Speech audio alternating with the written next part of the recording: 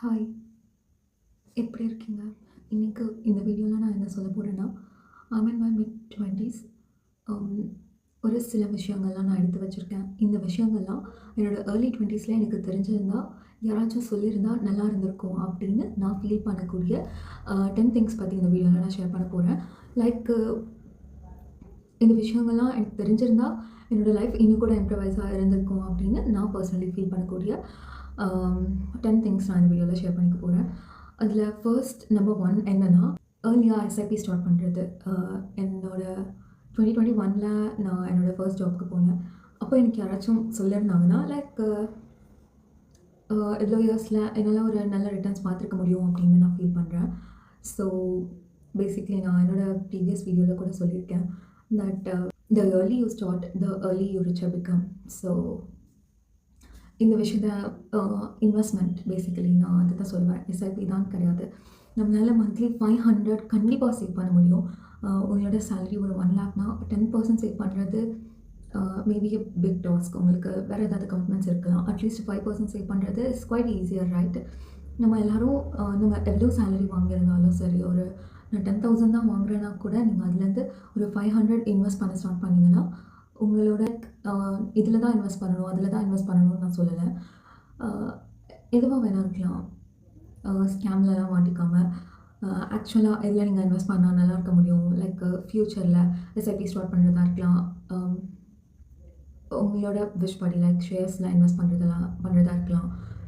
So எனக்கு இது முன்னாடியே தெரிஞ்சிருந்தால் நல்லா இருந்திருக்கும். அப்போ நான் கேள்விப்பட்டிருக்கேன். பட் யாருமே இதை சீரியஸாக யாரும் சொல்ல கிடையாது. சொல்லியிருந்தால் மேபி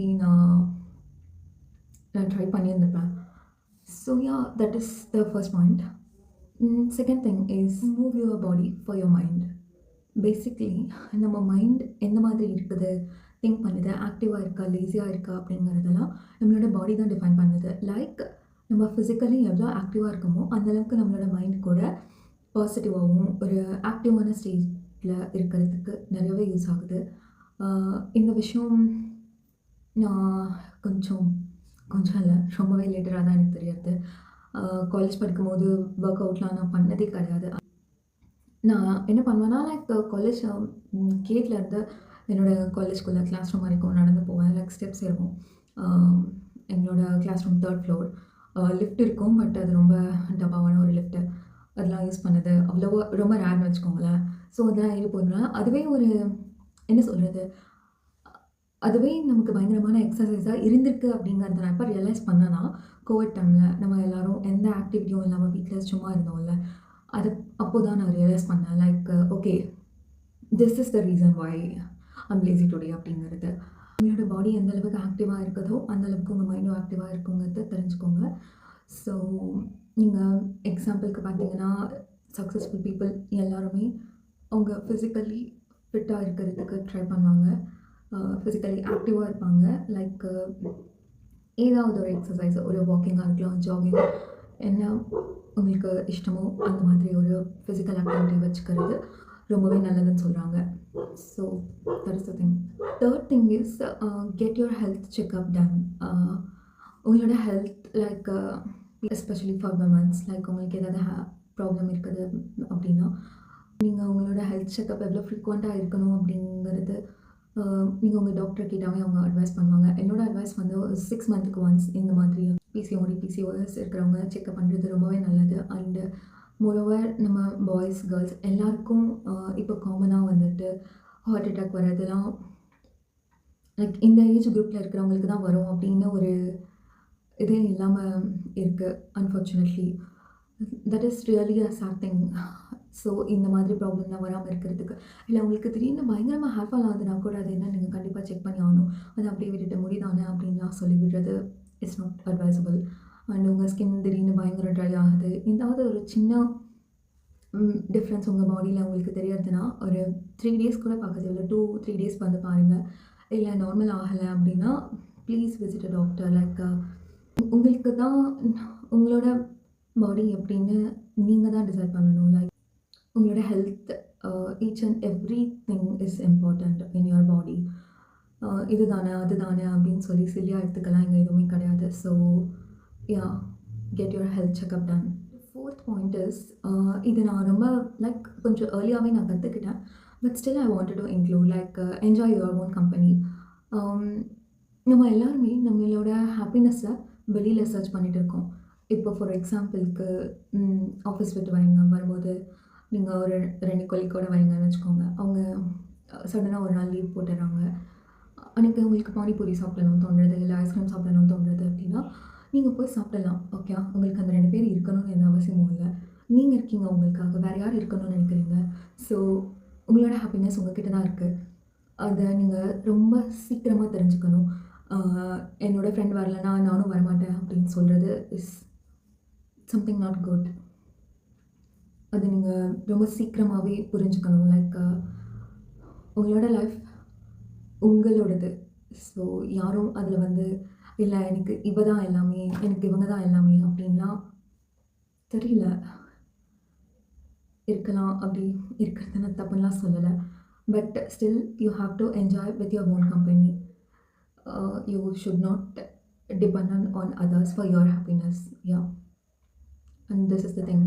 நான் இன்னும் கொஞ்சம் ஸ்கூல் டைம்லேருந்தே இதை நான் கற்றுக்கிட்டு இருந்திருக்கணும் அப்படின்னு நான் ஃபீல் பண்ணுற விஷயம் இது. And fifth thing is take care of your body. நம்ம எல்லாருமே நம்மளோட ஃபேஸ்க்கு எவ்வளோ இம்பார்ட்டன்ஸ் கொடுக்குறோமோ அந்த அளவுக்கு நம்மளோட பாடியை கேர் பண்ணுறதில்ல. எனக்கு ட்ரை ஸ்கின். நான் அதுக்காக என் ஃபேஸ்க்கு மாய்ஸ்சரைசர் யூஸ் பண்ணுறேன், சீரம் யூஸ் பண்ணுறேன். அதை பற்றி நான் வரி பண்ணுறேன்.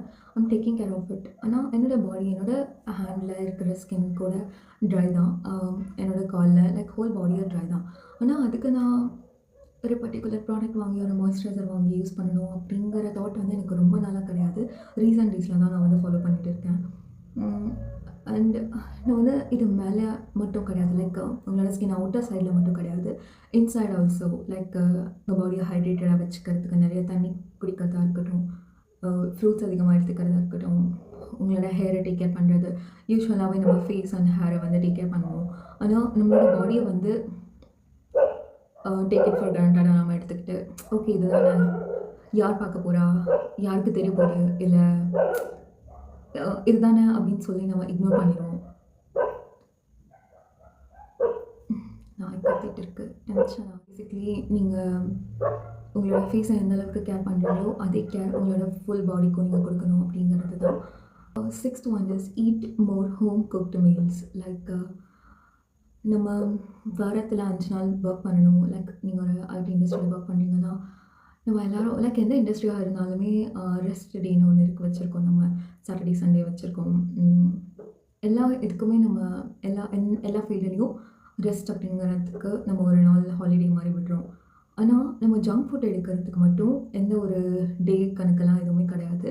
இஷ்டத்துக்கு எப்போ இஷ்டமானாலும் வாங்கி சாப்பிட்றது, பானிபூரி, நிறைய ஜங்க் ஃபுட் பேசிக்கலி இந்த மாதிரி ஐட்டம்ஸ்லாம் சாப்பிட்றத அவாய்ட் பண்ண ஸ்டார்ட் பண்ணணும். பிகாஸ் நீங்கள் 5 நாள் ஒர்க் பண்ணுறீங்கன்னா 5 நாளும் நல்ல ஹோம் குக்டு மீல் சாப்பிட்டுட்டு 2 நாள் சீட் டே இல்லைனா 1 டே சீட் டே அந்த மாதிரி வச்சுக்கிறது உங்களுக்கு ரொம்பவே நல்லது. நான் கம்ப்ளீட்டாக உங்கள் ஜங்க் ஃபுட் அவாய்ட் பண்ணணும்னு நான் இங்கே அட்வைஸ் கொடுக்கல. சீட் டேங்கிற மாதிரி 1 or 2 days மட்டும் வீக்லி வச்சுட்டு மீதி இருக்க 5 days நல்ல மீல் சாப்பிட்றது, ஹோம் குக்டு ஃபுட் பேசிக்கலி சாப்பிட்றது ரொம்ப நல்லது. உங்களோட ஹோல் பாடிக்கும் உங்களோட மெட்டபாலிசம் இம்ப்ரூவ் ஆகிறதுக்கும் ஹெல்ப்ஃபுல்லாக இருக்கும். So this is my 6th point. 7th point is நான் இதை பற்றி செப்பரேட்டாக ஒரு வீடியோவே மேக் பண்ணலான்னு இருக்கேன். நீங்கள் எத்தனை பேர் நோ சொல்கிறதுக்கு பயங்கரமாக ஸ்ட்ரகிள் பண்ணிகிட்டு இருக்கிறீங்கன்னு கமெண்ட் செக்ஷனில் சொல்லுங்கள். Saying no is very important. உங்களுக்கு ஒரு விஷயம் வேணாம்னா வேண்டாம் தான், ஓகே. அதை நீங்கள் அடுத்தவங்களுக்காக இல்லை அவங்க என்ன நினைப்பாங்க, நான் எஸ் சொன்னால் அவங்க yeah she's a good girl, she's a nice person அப்படின்னு சொல்லணும் அப்படின்னு நீங்கள் எக்ஸ்பெக்ட் பண்ணுறீங்கன்னா அவங்களோட எக்ஸ்பெக்டேஷனுக்கு நீங்கள் வரணும்னு உங்களுக்கு எந்த அவசியமும் இல்லை. அவங்களோட எக்ஸ்பெக்டேஷன் ஃபுல்ஃபில் பண்ணுற மாதிரி நீங்கள் நடந்துக்கிட்டு உங்களோட கேரக்டர் விட்டு வெளியே வரணும்னு இங்கே யாருமே சொல்லலை. அது நெசசரியும் கிடையாது. ஸோ பெட்டர் ஆல்வேஸ் உங்களுக்கு வேண்டாம்னா வேண்டாம் தான், okay. No is not just a word, it's a complete sentence. இதை எப்போவுமே நீங்கள் ஞாபகம் வச்சுக்கணும். No means no and maybe mean also no. நான் இதை ஒரு வீடியோவில் தான் பார்த்தேன், but it means a lot. So that's what I am saying here. So learn to say no. 8th point is something எனக்கு ரொம்பவே ரிலேட்டபிளாக இருந்துச்சு. இங்கே நம்மளால் யாரையுமே திருத்த முடியாது. ஒருத்தவங்களை திருத்துறதுக்காக நம்ம இந்த பூமிக்கு வரல. அவங்கவங்களுக்கு தெரியும் அவங்கவங்க என்ன பண்ணிட்டு இருக்காங்க அப்படின்னு. ஸோ நீங்கள் போய் அந்த விஷயத்த கரெக்ட் பண்ணணும் அப்படின்னு எந்த அவசியமும் இல்லை. It's 2025. So they know what they are doing. So நீங்கள் சொல்லி தான் ஒரு விஷயத்த புரிய வைக்கணும் அப்படின்னு எந்த அவசியமும் இல்லை. யாருக்காச்சும் நீங்கள் ஒரு விஷயத்த சொல்லி புரிய வச்சு, இல்லை நீ வந்து உன் லைஃப்பில் எந்த டெசிஷன் எடு, நீ இப்படி இரு, இப்படி இருந்தால் உன் லைஃப் இப்படி மாறிடும். No need at all. யாருக்குமே அது தேவையில்ல. அவங்கவங்களுக்கு தெரியும் அவங்களோட லைஃப் எப்படி லீட் பண்ணணும் அப்படின்னு சொல்லிட்டு. அண்ட் ஆல்சோ ஒரு தியரியில் சொல்கிறாங்க, இங்கே ஒரு ப்ராப்ளம் வருதுன்னா, இப்போ எனக்கு ஒரு ப்ராப்ளம் வருதுன்னா, அதை நான் ஒரு வே ஆஃப் திங்கிங்கில் ஹேண்டில் பண்ணுவேன் இல்லையா? என்னோட ப்ராப்ளமை என்னை விட ஒரு பெஸ்ட்டு சொல்யூஷன் ஃபைண்டர் வந்து யாருமே இருக்க மாட்டாங்க என்னோட ப்ராப்ளம்க்கு. ஸோ அதே தான் எல்லாருக்கும். உங்களுக்கு ஒரு ப்ராப்ளம் வருதுன்னா உங்களுக்கு தான் தெரியும். ஒரு 2 பேர்கிட்ட நீங்கள் அட்வைஸ் கேட்குறது தப்பு கிடையாது. அதையே ஃபாலோ பண்ணணும் அப்படின்னு அவங்க எக்ஸ்பெக்ட் பண்ணாலும் தப்பு.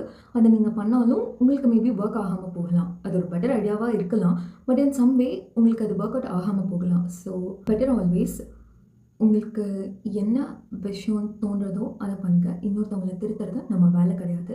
ஒருத்தவங்க கேட்டாங்கன்னா நம்ம ஒரு அட்வைஸ் தான் கொடுக்க முடியுமே தவிர, அவ்வளோதான். Just letting go is better. Okay. 9th point is something, so it is very hard to learn about this thing. Forgiving your older version. Like நீங்கள் பாஸ்டில் ஏதாவது ஒரு தப்பு பண்ணியிருக்கலாம். அதை நினச்சி நீங்களே உங்களுக்கு தண்டனை கொடுத்துக்கிறேன் அந்த மாதிரிலாம் இருந்துட்டு நீங்களே ஒரு சர்க்கிள்குள்ளே வாழ்ந்துட்டுருக்கிறதுங்கிறது என்னை பொறுத்த வரைக்கும் அது நீங்கள் ரியலைஸ் பண்ணிட்டீங்க. It's okay. It's okay, right? It is okay. நீங்கள் தான் அது பண்ணீங்க. உங்களை நீங்கள் தான் மன்னிச்சாகணும் இல்லையா? நீங்கள் ஒரு விஷயத்த பண்ணதுக்காக ஏன் என் வாழ்க்கையில் எப்படி நடந்தது, இப்படி பண்ணேன் அப்படின்னு சொல்லிட்டு உங்களே நீங்கள் திட்டிக்கிறதோ உங்களோட செல்ஃப் கிட்ட ஹார்டாக பிஹேவ் பண்ணுறதோ இட்ஸ் நாட் குட். சீரியஸ்லி. நீங்கள் கண்டிப்பாக எல்லோரும் நம்மளோட பாஸ்டில் ஏதாவது ஒரு விஷயம் நடந்திருக்கலாம். உங்கள் ஸ்கூலில் ஏதாவது ஒரு இன்சிடென்ட் நடந்திருக்கலாம், காலேஜில் ஏதாவது ஒரு இன்சிடென்ட் நடந்திருக்கலாம். அது எல்லாத்துக்கும் நீங்கள் ஒரு விதமாக காரணமாக இருந்தால் கூட நோ, நம்மளால் அதை சேஞ்ச் பண்ண முடியாது. It happened. Okay. So accept பண்ணிக்கோங்கன்னு நான் இங்கே சொல்லலை. இட்ஸ் ஓகே அப்படின்னு சொல்கிறேன். பரவாயில்ல, நீங்கள் தான் பண்ணீங்க. You please be kind to your self. 10th point is learn skills that make you money. Like உங்களோட செல்ஃபை நீங்கள் இன்வெஸ்ட் பண்ணணும். உங்களோட மணி பற்றின கோல்ஸ் அச்சீவ் பண்ணுறதுக்காக ஒரு எல்லாருக்குமே ஒரு சர்டன் அமௌண்ட்டு வந்து இருக்கும். நான் லைஃப்பில் ஒரு 10 crore வந்து சேர்த்துட்டேன்னா எனக்கு போதும் அப்படின்னா, ஒருத்தவங்களுக்கு ஒரு 50 crores அந்த மாதிரி இருக்கும். எவ்வளவோ வேணா இருக்கலாம் உங்களோட மணி நீட். அதுக்கு என்ன பண்ணணும் அப்படிங்கிற இதை நீங்கள் கற்றுக்கிட்டு, like you have to upskill your self. Early 20s இருந்து நீங்கள் ஸ்டார்ட் பண்ணிங்கன்னா உங்களுக்கு பேசிக்லி யாரோட அட்வைஸும் தேவைப்படாது. அட்வைஸ் தேவைப்படாது இந்த சென்ஸ் மணி விஷயத்தில். ஒரு இன்வெஸ்ட்மெண்ட் பிளானில் இருந்து அதுக்காக நீங்கள் you have to invest yourself. Money management பற்றி படிக்கிறதா இருக்கலாம், ஒரு டிசிப்ளினாக உங்களோட கோல் அச்சீவ் பண்ணுறதுக்கு ஒரு டிசிப்ளின் ரொட்டீனை ஃபாலோ பண்ணுறதா இருக்கலாம், ஏதாவது ஒரு விஷயத்தை லேர்ன் பண்ணி ஒர்க் ஷாப்ஸ் அட்டன் பண்ணுறதா இருக்கலாம், உங்களோட மணி இதெல்லாம் இன்வெஸ்ட் பண்ணணும்னு நினைக்கிறதா இருக்கலாம். பேசிக்லி உங்களோட செல்ஃபை நீங்கள் இன்வெஸ்ட் பண்ணி உங்களோட மணி கோல்ஸ் அச்சீவ் பண்ணணும். So that's all for the video. உங்களுக்கு நான் சொன்ன இந்த 10 பாயிண்ட்ஸில் இது ரொம்பவே ரிலேட்டபிளாக இருந்ததுன்னு சொல்லுங்கள். இதில் எனக்கு எல்லாமே பயங்கர ரிலேட்டடாக இருந்துச்சு. Especially forgiving yourself is very important and you have to stay alone without feeling lonely. இந்த மாதிரி விஷயங்கள் I really connect my life with everything. As I said, இது என்னோட லைஃப்பில் இருந்து நான் லேர்ன் பண்ணிக்கிட்ட விஷயங்கள். உங்களுக்கும் இது கண்டிப்பாக யூஸ்ஃபுல்லாக இருக்கும்னு நான் நம்புகிறேன். Thank you so much. பாய்.